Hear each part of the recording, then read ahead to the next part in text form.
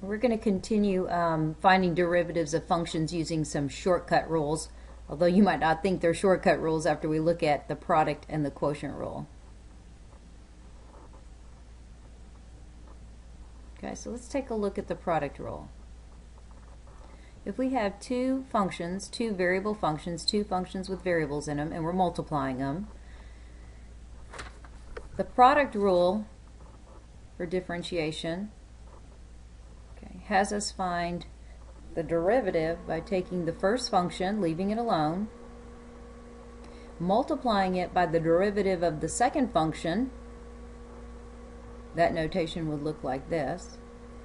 Okay, well, we're not just finished there.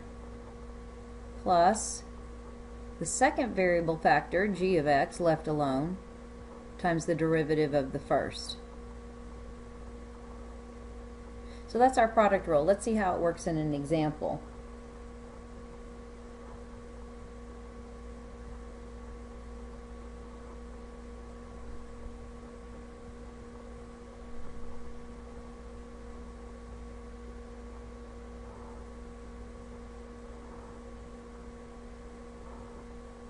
That's a square.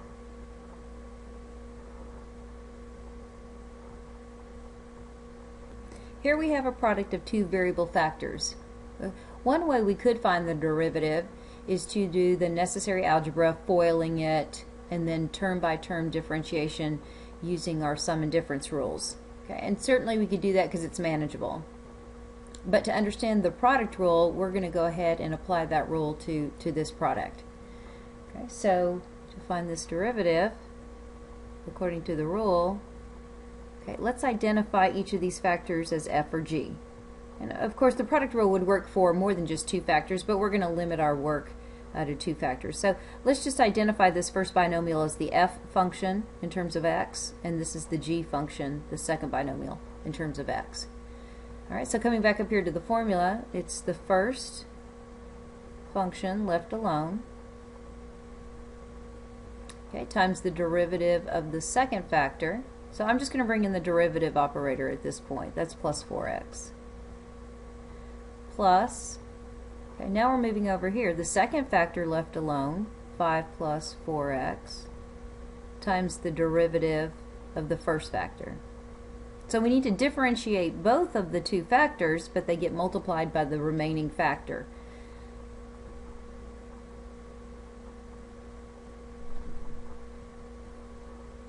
Okay, so we're not done because these derivative operators still tell us that we have work to do, so let's come back into the problem. So remember, this is a product here, so we're going to bring this down, 3x minus x squared. Okay. Now let's go through here and find the derivative. Well, the derivative of 5 is 0.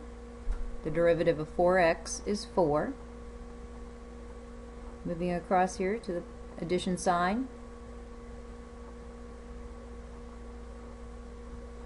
Now let's find the derivative of this factor. So that would be 3 minus 2x. You're finished. You're done with the calculus. Now at this point you could clean it up. You could distribute the 4 from behind here. You could FOIL these two factors and then collect and have your derivative. At this point I just want to get across how to use the product rule, so we'll just kind of leave that algebra for another time. I think the hardest thing for students is to identify when you have to use the product rule. And hopefully in this next example we'll kind of have an idea and understanding of why you have to use or when you have to use the product rule. So let's look at 3x squared times sine x. Okay, well, look at this equation. This equation is made up of just one term. It's made up of one term, okay, with a bunch of factors, and one factor is 3, another factor is x squared, and the other factor is sine x. There's no pluses or minuses in here. Okay, so we kind of have to pause and look at it and go, okay, sine of x is one of our functions, variable functions, okay, and then let's look at 3x squared. That would be another function. So let's kind of identify what's happening here. This could be considered, 3x squared could be considered our f function, and sine x is going to be our g function. Okay, so let's go ahead and apply the product rule. We know it's a product of variable factors, so that's going to require the product rule. So the derivative is f left alone times the derivative of g. We'll come back and do that in the next line. Plus the second factor, g, left alone, times the derivative of the first factor.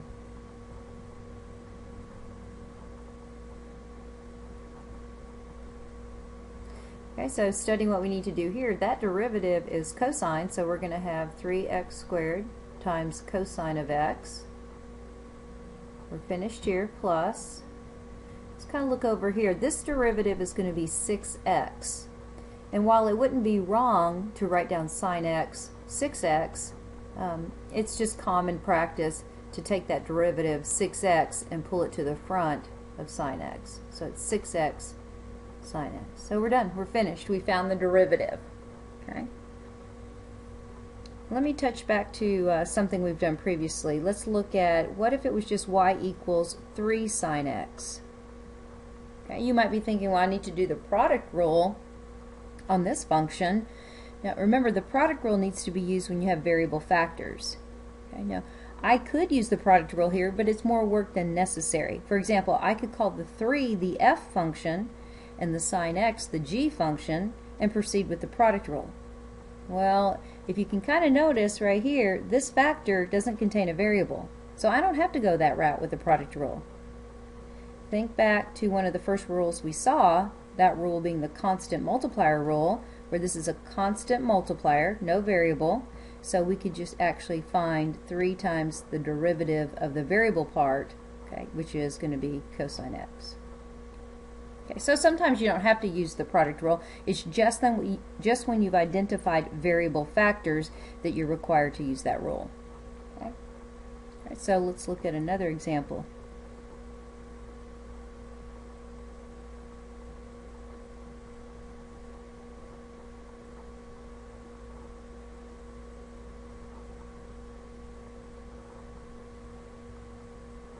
Okay. Before we rush into finding y prime here, just kind of look at what we've got going on. We've got the sum and difference rule that's going to be necessary, the difference rule to be exact. Okay, we have 2 terms. In the previous examples, I didn't have more than one term. I just had one term made up of a couple of factors. Here, I want to focus my attention on this term and what differentiation rule is necessary.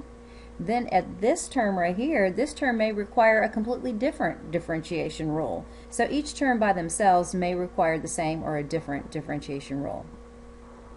So y prime, or dy dx. Okay, so let's study this term. Okay, well, the structure of this term is it's made up of factors.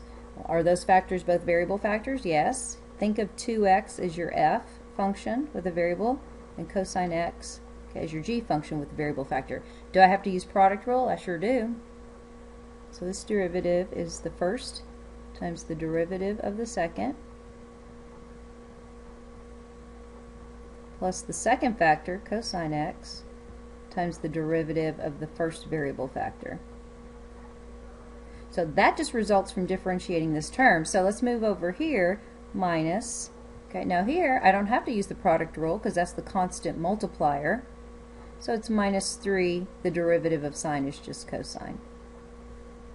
So I'm not finished, I still have work to do. So y prime equals, the derivative of cosine is negative sine. So I'm going to take that negative 1 multiplier and put it in front with 2x. So negative 2x, and the derivative of cosine being negative sine, the negative was managed up front, but I am going to write down the sine x. Okay, moving on to the next term. This is what we need to take action on. So that derivative is 2. Okay, common practice would just have us pull the 2 in front of cosine x. And then bring down this term right here. So kind of studying this final line right here, I see I can do a little bit of a cleanup. I have like terms right here. Taking one final look at it shows that I do have like terms, so I'll collect those. Collecting 2 and negative 3 results in just minus 1 cosine x term. Alright, we're finished. That's the product rule. Next we're going to take a look at the quotient rule. Okay. Using the quotient rule to find the derivative.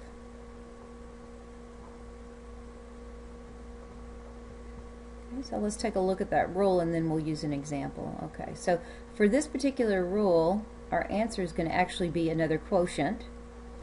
Okay, and to build this, you might want to just kind of try and think of some structure. The answer, the derivative for this quotient, in the answer, the denominator is going to be the g function, or whatever we decide to call that function down there. Okay, left alone but squared, meaning left alone as far as differentiation. Okay, so we're going to build the numerator now. That's it for the denominator. Let's build the numerator. In the numerator, we're going to take the denominator left alone, multiply it by the derivative of the numerator. With the quotient rule, we're going to subtract. Product rule we add, quotient rule we subtract. We're going to subtract the numerator left alone times the derivative of the denominator.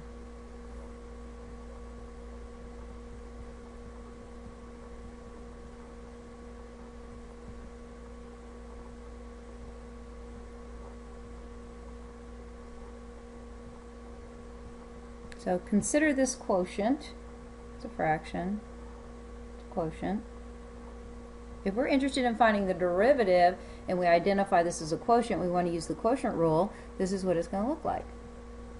Derivative y prime is equal to. Start off building the answer by taking the denominator, leaving it alone, well, as far as differentiation, okay, but squaring it. So just take the whole denominator and quantity square it.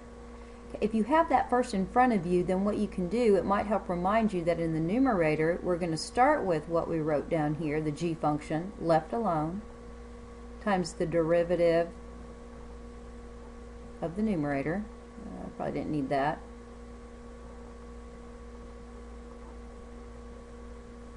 Minus the numerator, left alone now,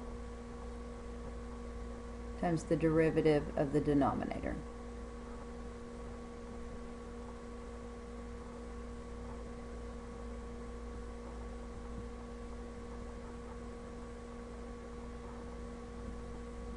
So rewrite the denominator.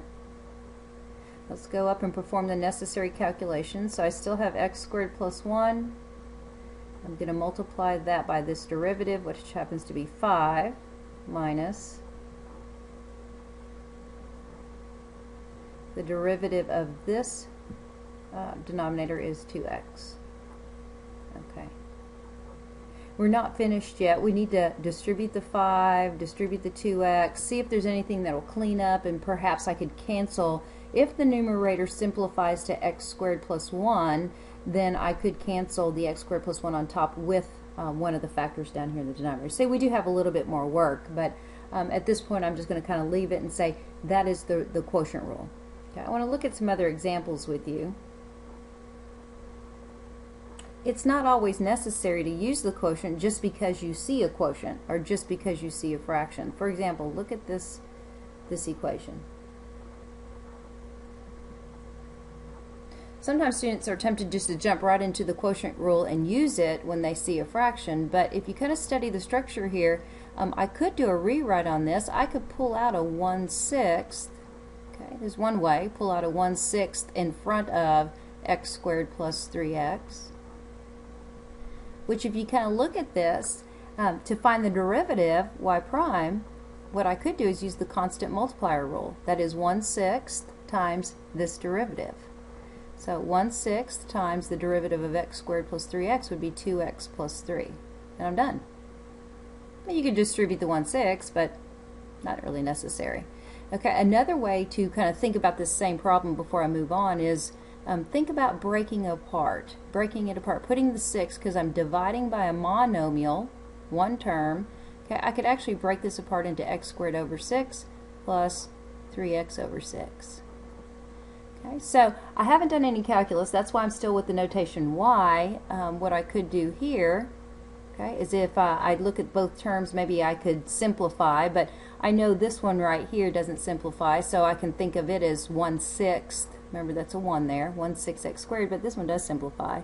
So I've got 1/6 x squared here, not necessary, plus, this becomes x over 2, or a half x. Okay, now I can differentiate using the power rule. 2 times a sixth is a third. Reduce the exponent by 1. The derivative of a half x is just a half. Okay, so it's not every time you have to use the quotient rule. If you see a quotient, there might be a quicker, more efficient way besides jumping into the quotient rule. Okay, and perhaps I can get one more in, for example. What if my function was 9 over 5x squared? Don't jump into the quotient rule on this one. Rewrite it. Notice that you could rewrite this as 9/5 x to the negative 2, and then you could just apply the power rule. That's a constant multiplier. It doesn't require the product rule. You can just go to what we've done in the past using the power rule. So just a quick look at the product and quotient rules.